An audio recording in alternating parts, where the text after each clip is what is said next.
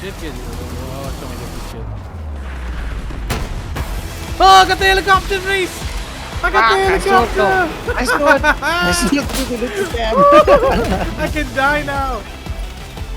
Hey you, are you suffering from BF6 withdrawal? Because I am.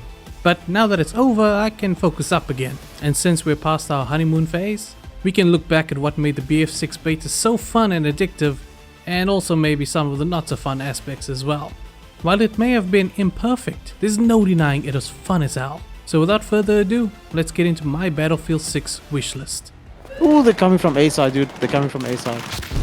I got 2. Oh yeah, but where I am. I got 3. I think I got 4. Just need sound to stay alive. I got a lot of kills there. Just a quick disclaimer, this video is going to cover changes I would like to see for the upcoming release of BF6, most of which are from my experiences with classes I played and I've spent the most time with. So don't expect things like LMG balancing because I played approximately 2 minutes in total with machine guns and wouldn't really have much to say about them. That being said, you can expect the same of vehicles. I exclusively use tanks as spawn points and nothing more. Also, I didn't do a lot of recording because it took a toll on my PC's performance, so I don't always have footage of what I'm referring to, unfortunately, so I'll try my best to have on-screen video relating to whatever topic I'm discussing. But enough preamble, let's get into the meat and potatoes. Starting with the recon class and more specifically snipers. Now, this is usually my favorite class in BF games and I'm a sniper at heart, but I'm not satisfied with how sniping works right now. For one, scope glint is way too imposing. It's comically exaggerated and makes it near impossible to see what you're shooting at. As someone who spent a lot of time sniping in this game, I still cannot judge how high or low I need to aim to land a headshot on a sniper. For comparison, on BF1, scope glint was clearly visible but was toned down when you zoomed in on them, allowing you to see what you're aiming at. I have no doubt this will get toned down for the full release, and I'll be flabbergasted if it doesn't, but I'm genuinely surprised it came so far in development as to make it into the open beta. I guess someone on the dev team just really hated snipers. Next, this one is a bit hopeful and highly unlikely, but I would love if they removed the sweet spot and reintroduce the close range one-shot kill for snipers. I feel the beta made it way too easy to be an effective sniper. Firstly, the sweet spot was really close, and secondly, that sniper had a really fast ADS, really fast fire rate and really fast muzzle velocity, making it nearly hit scan in its optimal range. This, to me at least, makes sniping dull. The reason I enjoy sniping is the fact that it takes discipline and accuracy to hit a target in the head at distance. Landing that one-shot kill is the most satisfying feeling you'll get from a game. So when you add that sweet spot mechanic, you're adding about 4 times the surface area to get a one-shot kill on an enemy. You essentially make it 4 times easier to hit the target, and at that point it doesn't feel earned anymore. It kinda feels cheap, to be honest. So what I propose is going back to the way it was in something like BF5, where sniping was a bit more challenging but felt way more rewarding. And if we can, add the ability to one-shot an enemy within 10 meters. The way it was for bolt-action snipers in BF4. This gives just enough of a fighting chance to bolt-action users in close quarters and in my opinion, strikes a better balance overall. Sticking with the recon class, I found myself drawn to it for the wrong reason. That being the ability to automatically spot enemies when aiming down sights. While I feel that may be too powerful an ability to have, I also feel it was necessary on certain maps. In my experience, enemies will often blend in with the environment, or simply get lost in all the dust, rubble and ambient smoke. The auto-spot ability in its current state might see a change, but I think the devs should do something to improve visibility, or maybe subtly highlight idle and prone enemies against the environment because it's too easy to hide in plain sight. As graphics improve, it's becoming harder to discern between environmental fodder and player-controlled characters, and when it comes to a competitive multiplayer game, target acquisition is extremely important. Nothing worse than dying to an enemy with an LMG planted in the corner amongst all the rubble. Next up is the motion sensor, which was just completely useless in my experience. It pulses extremely slowly and has incredibly low range. It just about covers the area of a small room and detects at such a slow pace that I'm pretty sure someone can cross it between pulses without even setting it off. They really need to buff this gadget. Simply extending the range as well as increasing the pulse frequency will put it in a good spot. One last thing regarding recon is the amount of visual sway when scoped in. I'm not talking about the scope sway, I'm talking about the character itself feels like they're swaying, which is just a terrible feeling when you're trying to be accurate. On top of that, my steady scope button refused to work even after binding and rebinding it. which kinda dampened the experience even further. Alright, moving on to the Assault class. I once again was drawn to it for the wrong reason. You see, as an Assault you can equip 2 primary weapons, so what I did was equip my Sniper as my main weapon and an Assault Rifle as my secondary primary for when things got hairy. So in a sense, I was playing the Assault kit from the back line and the Recon kit from the front line. I don't think I need to explain why that's just plain wrong. On the plus side, I think they're trying to remedy the situation by giving the Assault class the respawn beacon, which kinda makes sense seeing as they're the ones in the heart of battle trying to get numbers on the objective. Another feature of the Assault kit is the Adrenaline Injector that grants small bonuses to speed, explosive resistance and enemy footstep detection. From what I gathered, many people overlooked this little gadget and basically tossed it aside, claiming all it did was blur the screen a bit. But I actually love it. I found it especially useful when making risky solo flanks that many a times paid off. Also, while holding buildings when you know you've been spotted, simply standing and listening for enemy footsteps often gave me the upper hand. Same goes for defending objectives when you know enemies are making a play. In my opinion, the Adrenaline Shot does well to give you a slight advantage in the most heated moments of battle. Seriously, some of you guys were sleeping on this one. It's really useful. So my hope is that it remains in the kit, as I know many people found it underwhelming and the devs might be tempted to drop it as a result. Next, and I think we all knew this was coming, the Thermobaric Explosive. This was probably the most annoying part of the beta, even more so than shotguns. Getting hit by one of these grenade launchers not only sets you on fire but slows you down to a crawl, making you easy pickings for a good couple seconds. My hope is that they remove the stun effect. I mean, it's bad enough you're already on fire, isn't it? While we're on the topic of cheese, we need to address the shotguns. Thankfully, I didn't find them too much of a problem, mostly dying to them in close quarters. Yes, they are meant to outclass any weapon in close range combat. The problem comes in when they outclass you at ranges where the SMG or assault rifle should be more effective. For some reason, shotguns have incredibly tight spread, making it almost as effective as slug rounds, with the added benefit of slight spread for minor damage. Obviously, the simple fix would be to introduce more spread to the shots so that it's not competing with SMGs, but it's still extremely effective at close range. Next up, Engineer. I spent a lot of time playing this class, purely for the rocket launcher if I'm honest. I barely touched or found use for the repair tool. Most times the tankers had a dedicated repair guy, so I did very little tank support overall. Hunting tanks though, that was fun as hell. As a solo engineer, it is possible to single-handedly take down a tank, which is such a great feeling, knowing you don't have to rely on too much coordinating with clueless teammates. Admittedly, vehicles on the battlefield have always been the bane of my existence, but in BF6, and it pains me to say this, they could use a bit of a buff. I know I should be careful what I wish for, because even though they may seem squishy in these small scale levels, we've yet to see them sniping us from 500 meters off the objective with a dedicated repairman. Getting back to the Engineer though, personally I feel they're in a pretty decent spot with their kit fulfilling that anti-tank / tank support role. All I want to add is please bring back the limper charge from BF1, or some kind of high armor damage equivalent. It's so satisfying to sneak up on a tank and absolutely obliterate them with a single limper charge. Next up, Support.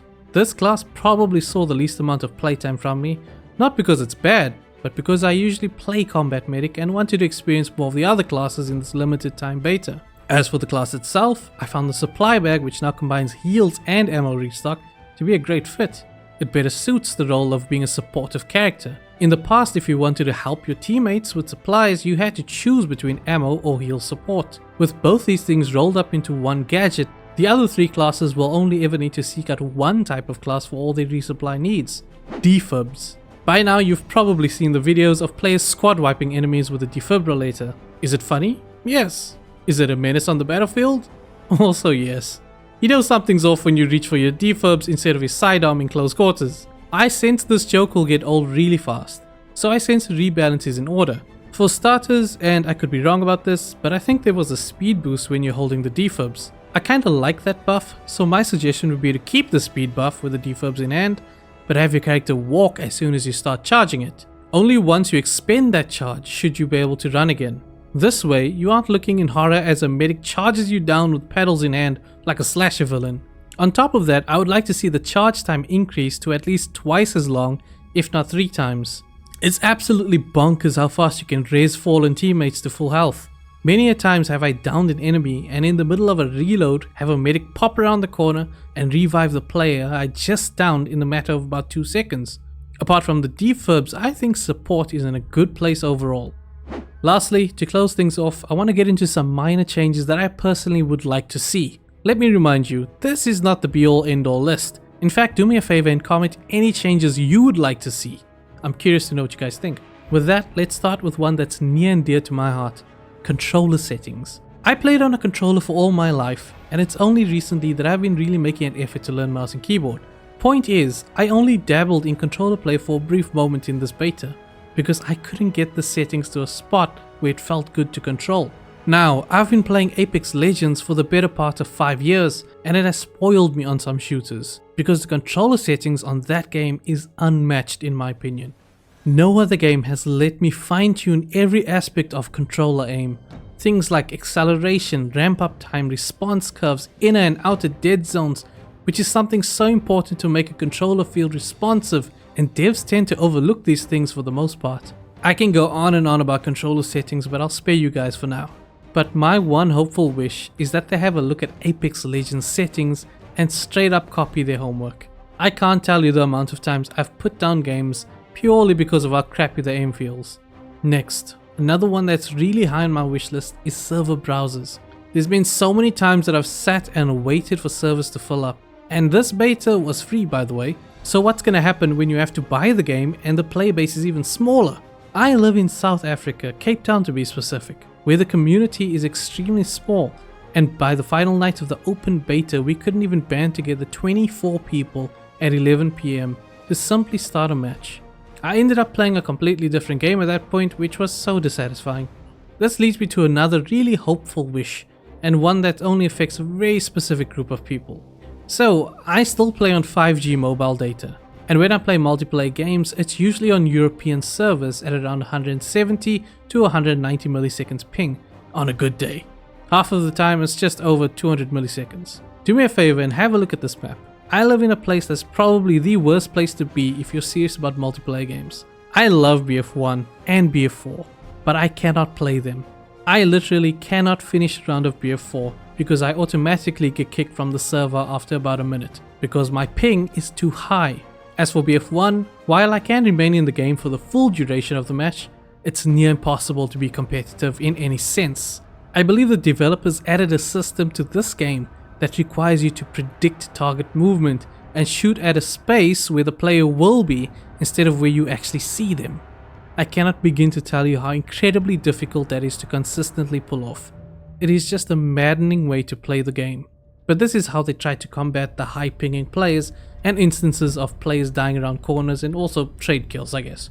As a result, it has made my favorite game unplayable. And look, I understand the need to have a system in place to combat actual cheaters abusing exploits, but my wish is that I can play on European servers with a huge player base and not have my gameplay hindered in such a punishing way. It's bad enough that I'm usually dead before I even realize due to high ping. And on that note, if I'm forced to play on local servers, I don't want to play against bots. That is absolutely lame. Look, in Apex Legends, I can play on European servers, and the game allows me to shoot at players without needing to lead them. So why can't Battlefield do the same? Okay, I apologize once again, I know that is a bit ranty, but it's another topic I'm extremely passionate about. Next, I want to rattle off a few changes and tweaks I would like to see on release day. Starting with the pistols. I hope the rest of the pistols perform better than the one in the beta. I genuinely could not tell you what's the issue with it, but it felt off and difficult to use for some reason. Next, I would like to see a bit more customization in the reticle and crosshair department in terms of color, size and shape. Next, brightness. Sometimes looking out of a window and doorway creates an insane bloom and contrast effect that makes it near impossible to see what you're looking at. I get that it adds realism and immersion, but when it obscures your ability to acquire targets in a multiplayer game, it can be frustrating. This point carries further than just the brightness. I feel they could do more to increase visibility, but unfortunately it'll have to come at the cost of immersion. Next, the menu settings. Oh my god, do I even need to say more? I must have spent over an hour in total fiddling with and, let's be honest, simply looking for the settings I wanted to adjust. It's ridiculous just how unintuitive this menu is. This has to change. Next, I would like to see enemies drop small ammo pouches that replenish maybe 1 magazine worth of bullets. So many times I would be on a flank with next to 0 bullets and have to resort to picking up an enemy's weapon. It kind of feels like punishment for doing a great job of staying alive. Finally, my last wish is that they manage to iron out all the bugs by release time. Small things like random bounces on terrain that send you flying in the air like a clay pigeon, or the fact that I couldn't steady my scope for some reason, which made sniping a nightmare. Something else that bothered me was these small bushes that seemed to stop bullets, and in some cases cost me a kill, which was kind of annoying.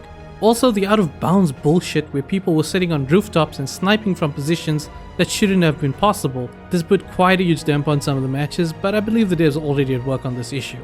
I just want to end off by saying that even though I highlighted these concerns and issues I have with the game is just hell of a fun time to play. And even with all those issues, I still had an incredible time playing BF6.